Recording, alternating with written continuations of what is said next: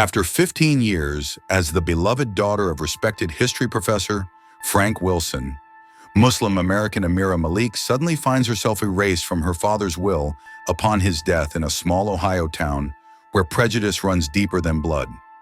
Now armed with only her memories and a mysterious key, Amira must uncover hidden truths and confront those who would deny her identity before her father's final message, and her rightful inheritance are lost forever.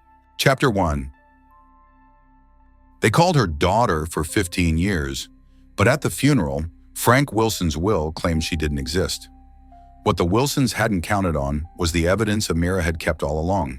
Amira Malik couldn't even make it through the church's entrance before feeling the first sting of rejection.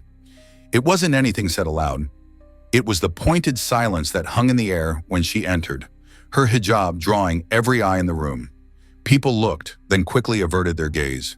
Some nodded politely, others pretended not to see her at all. She adjusted her navy blue coat and walked toward the front pew where her adoptive father's casket lay, surrounded by white lilies and a framed photo of Frank Wilson, the respected history professor known in Marion, Ohio, as the kind man with the patient smile. Amira hadn't seen some of these people in years, maybe longer, but Frank had raised her as his daughter since she was 8 years old, after her parents died in a car accident back in Michigan. That meant something, at least it used to. She sat down next to Frank's sister Margaret, who offered a tight smile and a single word. Hello. No hug, no warmth. Amira stared ahead, her chest tight with grief, not just from the loss, but from this feeling she couldn't shake, like she didn't belong here, like she was being tolerated rather than welcomed, as if her faith made her less of a daughter to the man they'd come to mourn. The service began, the pastor speaking gently about Frank's generosity and kindness. Amira held herself together until they played his favorite Elvis song. That broke her. She let a few tears fall, keeping her face down. After the service, James Bartlett approached her, her father's longtime attorney who had handled Frank's legal affairs for decades. Amira, he said softly, I need to speak with you privately. It's about the will. The phrase alone made her stomach drop. Chapter 2. She followed James down a narrow hallway into a small office away from the murmur of voices and clinking glasses. He closed the door softly and motioned for her to sit. I wanted to speak to you before the formal reading, he said, his voice measured. There's no easy way to say this. Your name doesn't appear in Frank's will. Amira stared at him, blinking slowly, as if her brain couldn't process the words. What? That makes no sense. It appears, James continued, not quite meeting her eyes, that legally speaking, your adoption was never finalized. I've checked everything.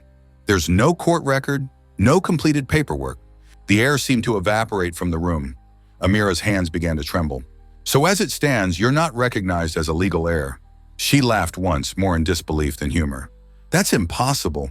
He raised me since I was 8. He called me his daughter every single day. He paid for my college. I'm not saying he didn't care for you, James said quickly, but legally I can only go by what's on paper. Are you telling me that my father, the man who helped me practice for spelling bees, who drove 4 hours to see me when I was sick at college, who defended me every time someone in this town questioned why he had a Muslim daughter, just forgot to make it official? James hesitated, glancing at his watch. I'm sorry, but it happens more often than you'd think. His hesitation told her everything. Her cousins knew about this. Perhaps they had even orchestrated it. Amira stood, her grief giving way to something sharper. Thank you for the update, she said coldly, turning toward the door. Again, I'm truly sorry, he called after her. She didn't respond as she stepped back into the hallway. Something shifted inside her, grief taking a back seat as suspicion grabbed the wheel. She couldn't shake the feeling that James wasn't telling her everything, and that something about this will didn't add up at all. By the time she reached her car, a plan was already forming in her mind. Chapter 3. The house felt unfamiliar when Amira returned. Her cousin Nathan was already staying there, acting like he owned the place. Heard you talk to James, he said, barely looking up from his phone. Tough break. You knew, Amira said, not a question. Nathan shrugged. Said Uncle Frank never filed the final paperwork. That's a lie. He showed me the adoption certificate. It used to hang right there. She pointed to a freshly patched wall by the hallway mirror. Nathan looked over lazily. That thing? That was just for show. You're scared I'll find something, Amira said, her voice rising. You think just because he loved you that means you get something? That's not how this works. Blood talks. Frank never cared about blood, Amira snapped. He chose me. Nobody in this town is going to side with you over us anyway, Nathan muttered. The implication hung in the air. Because she was Muslim. Because despite 15 years in Marion, she was still considered an outsider. Upstairs, her bedroom had been converted to storage, but her cedar chest remained. Inside, she found her copy of To Kill a Mockingbird with Frank's inscription, "To my daughter forever, Dad." Between its pages was an envelope containing a letter. To Amira, if I ever forget to say it out loud, you are my daughter, always. I may not have given you life, but loving you has been the most natural thing I've ever done. Love, Dad. Her phone buzzed, a voicemail from 2 days before Frank died. If anything happens, check my desk at the university. There's a key taped underneath the bottom drawer. You'll know what it's for.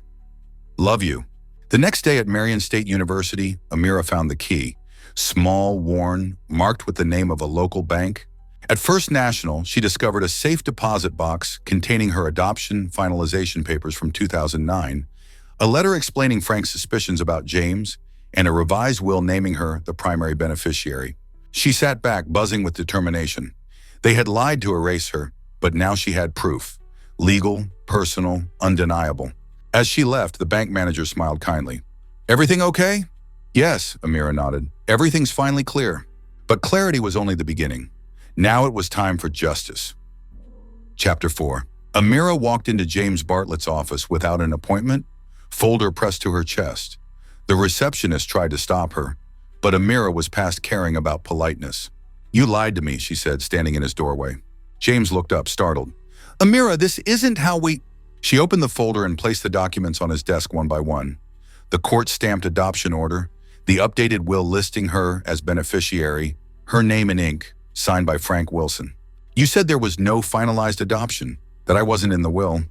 Her voice was steady, controlled. You lied. James scanned the papers in silence, his professional smile slipping. This is unexpected. No, what's unexpected is you thinking I wouldn't look for the truth. She leaned forward. Did you think I'd just cry and leave? I gave you the version I had access to, he said cautiously. My father didn't just forget to give you these documents. You did this on purpose. Her eyes narrowed. My cousins told me everything. You were helping them get everything by cutting me out. That's not… I've already contacted the State Bar Association, she interrupted. Unless you want your entire practice dragged into court, I suggest you step aside and do it fast. He looked at her then, really looked at her, for the first time since Frank died. You always were stubborn like him. Wrong, she said. I'm worse because I remember everything. Every dinner, every school event, every time he stood up for me when this town whispered about why he'd adopt a Muslim girl. He didn't raise me for show. He was my dad, and I'm not letting anyone erase that. The next morning, Amira met with a new attorney, Diane Reynolds from Columbus. Within days, everything began unraveling. Not for Amira, but for James and her cousins. The probate clerk confirmed the will was legitimate. The adoption paperwork had been finalized over a decade ago. And most damning, James had knowingly presented an invalid will as the official version. 2 weeks later, Amira sat across from James, Nathan, and Margaret in a conference room at the courthouse. Diane stood beside her. We've reviewed all documentation, Diane began, her voice steady as stone. There is no ambiguity. Ms. Amira Malik is the legal adopted daughter of the deceased and the rightful heir under the most recent valid will. So she gets everything? Margaret muttered. She gets what Frank intended for her to have, Diane replied. That includes the house, the savings account, and the life insurance benefits. She wasn't even blood, Nathan said under his breath. Amira sat up straighter. Your uncle raised me. That house, you visited once every couple years. I was there every day. I watched his health decline. I made sure his medications were filled. Where were you? James finally spoke. Frank never gave me this updated version of the will. That's another lie, Diane said, sliding a document across the table. You notarized the revised will 6 months before Frank's death. Your signature and stamp are right there. Silence fell. The truth settled on the room like dust after an explosion. You'll also be reporting this to the State Bar, Diane added, handing James a form. We're filing a formal complaint for malpractice. Amira stood slowly, her eyes never leaving his. You knew I was his daughter. You just didn't want me to matter. With that, she walked out, not feeling triumphant, but vindicated. The truth had done what she couldn't alone. It made them see her for who she always was. 3 months later, Amira stood before a group of high school students at the community center. The topic, identity and belonging. "Let me tell you about a man named Frank Wilson," she began. "He was a history professor who liked quiet mornings, Elvis, and drank his coffee with too much sugar." She told them what happened, how people had tried to erase her, how paperwork had been hidden, how she'd been told she didn't belong. "But my father never treated me like a maybe," she said. "He showed up every single day, and when I finally found the truth, it wasn't in what other people said. It was in what he left behind." A girl in the front row raised her hand. "Did you forgive them? The ones who lied?" Amira paused, then answered, "I let go." "That's not the same as forgiving, not exactly. Some things don't deserve to be excused, but I wasn't going to carry that weight. It didn't belong to me." She looked at these kids with their crossed arms and cautious eyes. "You don't have to have the same blood, the same culture, or the same faith to be family," she said. "And just because someone looks like you doesn't mean they see you." That evening, Amira walked through campus, past the building where her father had taught for decades. She paused at his memorial bench and placed a small stone on top, a tradition she'd started. Before heading home, she opened her laptop to finalize the details for the Frank Wilson Legacy Fund, scholarships for adopted children, particularly those facing cultural barriers or discrimination. Under the title, she added a quote, "You don't become family by proving it, you become family by living it." To anyone on the outside, it looked like Amira Malik had just inherited a house.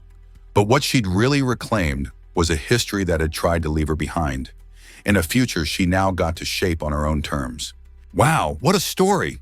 And there is more coming. Don't forget to subscribe to not miss a new stories.